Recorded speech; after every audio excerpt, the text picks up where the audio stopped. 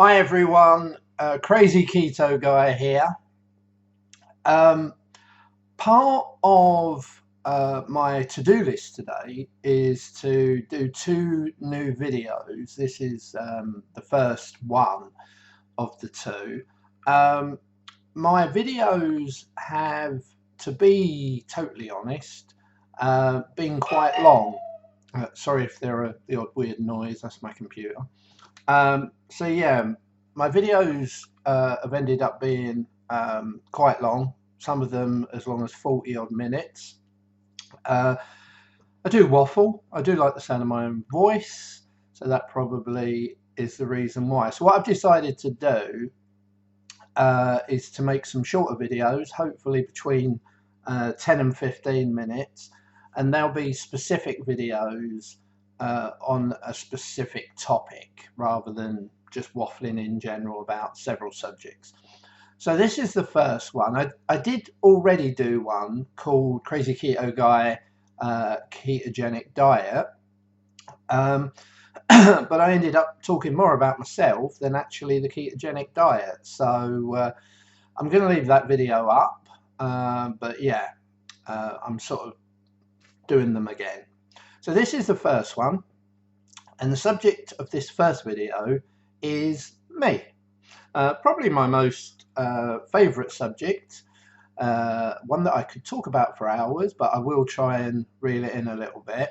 I just want to set the scene, if you like, give a little bit of background about myself and why I've started on the journey that I have. So I'm a 52-year-old type 2 diabetic. I think that's the most important thing to underline. I have been diabetic for probably 15-ish years. I can't remember the exact date I was diagnosed, but it was around 15 years ago. When I was diagnosed with diabetes, it was the worst thing in the world. I don't drink, I don't smoke. My only vice really was food. So to be told you can't eat the stuff that you love was a bombshell. I didn't really take it seriously. I was the world's worst diabetic by far. A year after I was diagnosed, I was called back into the surgery by the doctor who diagnosed me. He sat me down. He said to me, obviously you're not taking it seriously, judging by your blood results, your HbA1cs. And he said, if you don't take it seriously, you're either going to go blind, you're going to lose your limbs, you're going to have a heart attack, a stroke, or kidney failure. Now, as motivational speeches go, you would think that would be all that I needed, and that I would go from there and be a disciplined diabetic. But no, I didn't.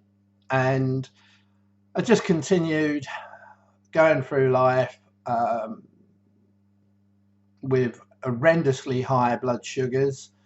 To give you some idea of how bad my blood sugars were, not that I used to really take blood sugar readings a lot, but more recently, I guess I did a little bit, and I was horrified to find that in the morning, my first blood sugar reading was usually around 12, 13, 14, around that sort of mark.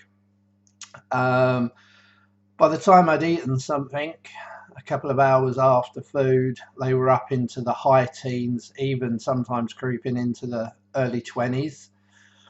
And on a particularly bad day, which in my head was a good day because I was loving the food, like 12 Krispy Kreme donuts sitting at the computer with a couple of big mugs of coffee, again with loads of sugar in the coffee as well. They would even be high 20s. Now again, I think some people may or may not know, an average person's is, I think, about 4.7, 5.7. I don't know if I said 5.7 or 4.7, but anyway, 5.7. So mine were 4 to 5 times higher than what a normal person's. And if you imagine I've done that for 15 years, I think I can't get away from the fact that I've probably done some irreversible damage. Now, this is a TMI moment, so you might want to fast forward to 6.5 minutes. But some of that irreversible damage includes things like losing the sensation, the feel in my toes. You could pretty much stick pins in my toes and I wouldn't feel it. And the more TMI moments, and now it's definitely a fast forward moment, is erectile dysfunction. And that's something that is another problem for diabetics, certainly the ones that don't manage their blood sugars. And that's an issue. You know, as a man, there's nothing worse than ED, in my opinion. So yeah, some irreversible damage. Some of it I don't believe is going to be turned around, but some of it is improving, and I'll get to that in a minute. So yeah, I got called into my new doctors.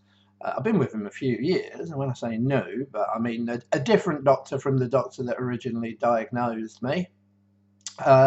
Called me into the surgery, new surgery that I'm at, and basically sat me down and gave me exactly the same speech, you know, some 14 years odd on, exactly the same speech that the last doctor had given me, except he said it's not it's not a matter of if, it's a matter of when, and underlined that I was a ticking time bomb.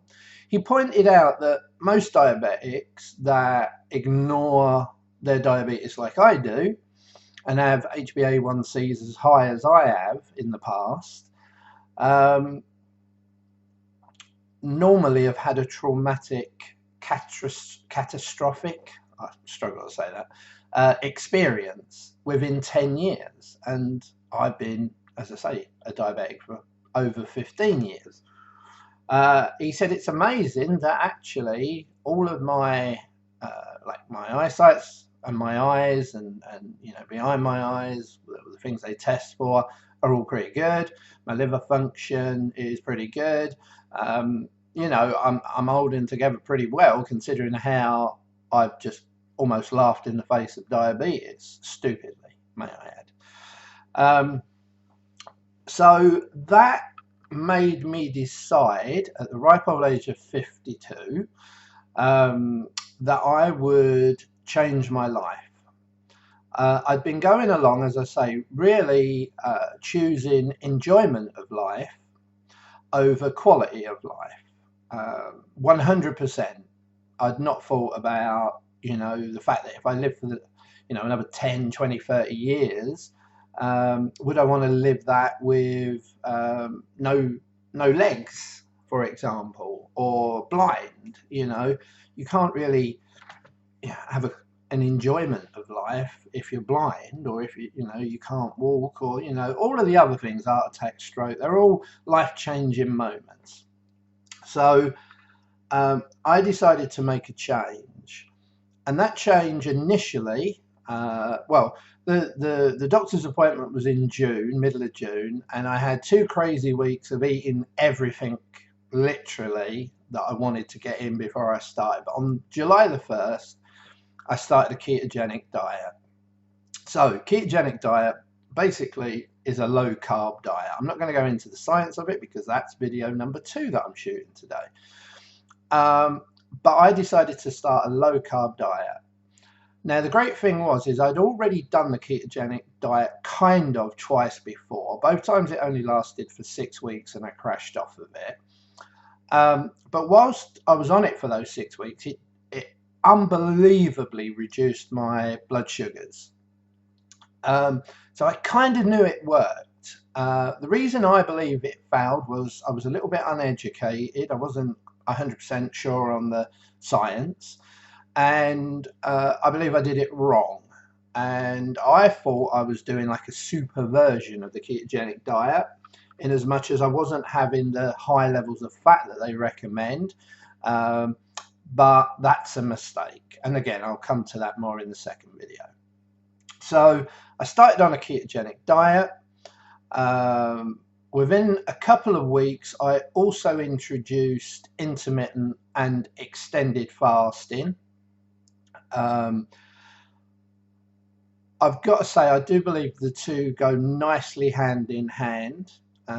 Certainly when you're in a fasted state, it increases the level of ketosis that you're in, so the amount of ketones that the body's supplying. And that's very important, because if you're depriving yourself of carbs, you need the ketones as an energy source. And yeah, if you're not eating carbs and you're not producing ketones, that can make you feel pretty shitty. So I'm now, it's the 14th of November 2019, in case you're watching this in the future, and this is week 20. I'm coming towards the end of week 20. Around week 15, I would guess, I also started to introduce some out-of-the-box things into my training. Again, there will be a video for each one of these. So there will be a video for ketogenic diet, a video for intermittent fasting, and these other subjects. But basically, I realized, even though I didn't know at first, that I was doing a thing called hypothermic conditioning.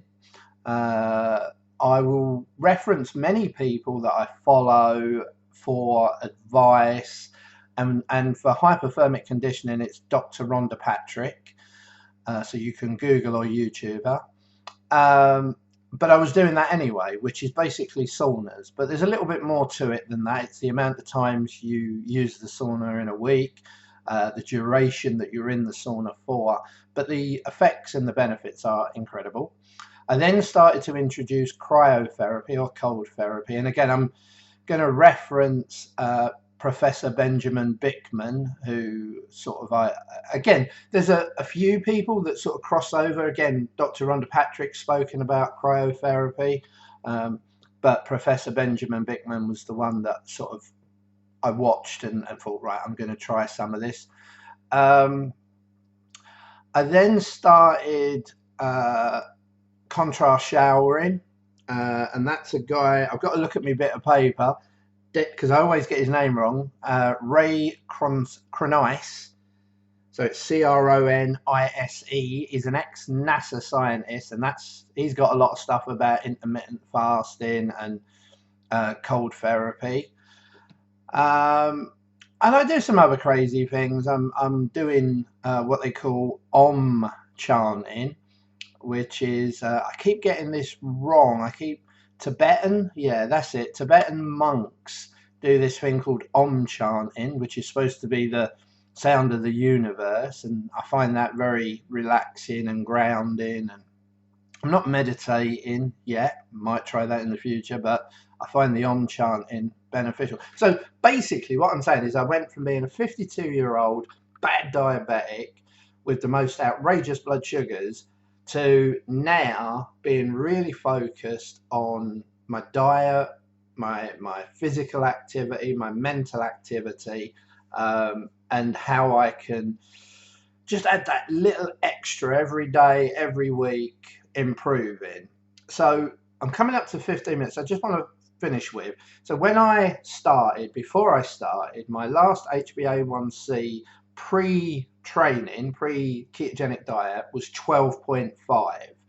That's about 2.5 times a normal person's. Not good for you in the long run, health-wise. Before that, it had been even higher, 14, 15 normally. 12 weeks into my training, it was down to 6. Now that's a great result. Pat myself on the back, brilliant. I think what's an even bigger thing to underline is whilst reducing my HbA1c from 12.5 to 6, I was also able to reduce my diabetic medication by between 50 and 100%. Now, let me explain. My tablet form medication, which is glycoside and metformin, I reduced in half. And that's still the case now in week 20. My insulin, of which I was taking 2 different insulins, my slow release insulin, which was called Lantus, I was taking 14 units a day. I now take none. I don't need it. I don't use it. That's completely eradicated. My other insulin, which is the quick release insulin called Humulin, I was taking 24 units twice a day. I now take 6 units twice a day. So I've reduced that by 75%. 100% got rid of Lantus and a 75% reduction on the Humulin. Now, it was my original plan to be completely off of insulin by December. I've now changed that because I do intend to have some treats at Christmas and the New Year. And I think it would be bad timing to come off of the insulin at the same time as I was planning that. So I've now put coming off of insulin off until February 2020. That allows me to have the treats over Christmas, and it also then gives me a month to get back. Yeah, I'm not saying it's going to take a month to get back on schedule and repair any minor damage, because I'm not going to go stupid over Christmas, but I do expect a little fallout. So yeah, that's me, 52-year-old type 2 diabetic who went from being the most horrendous diabetic in the world to now being focused, to having controlled his blood sugars, to have reduced massively my diabetic medication. I can't report on cholesterol, which was another one of my reasons for doing this. My cholesterol pre-training was 4.3. I think my only worry is with the keto diet, whether that's going to have gone up. Unfortunately, when they did my last blood test, my HbA1c, they didn't test for cholesterol for some daft reason. So I've got to wait till the next one, which is on the 17th of December. So not too long, and I should be able to report on that. Blood pressure, I know, has improved, but still room for improvement. So definitely a work in progress. Weight, I kind of cheat with the weight. I keep telling people I've lost 29 pounds, when in fact I've lost 22.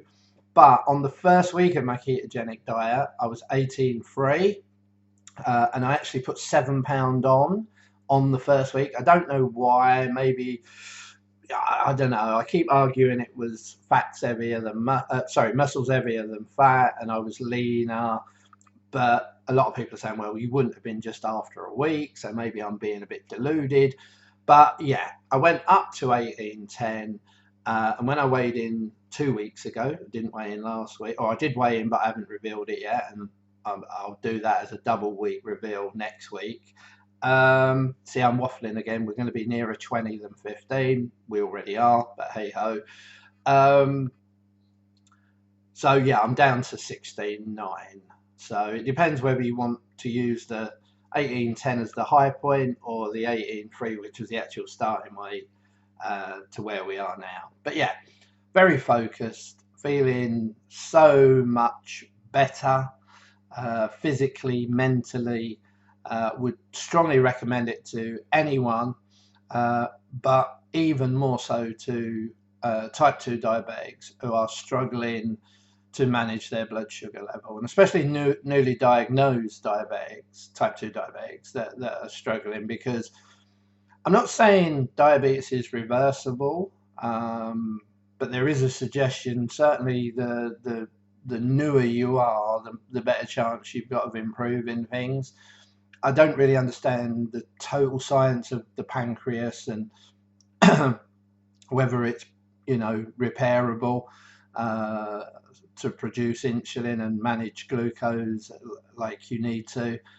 So yeah, anyway, sorry, type 2 diabetics do produce insulin, by the way. So but that's for another video. I'm definitely going to wrap up now. So sorry that this went 5 minutes over schedule, but hopefully you'll find it beneficial and hopefully you'll watch more videos. Please like and share. Bye.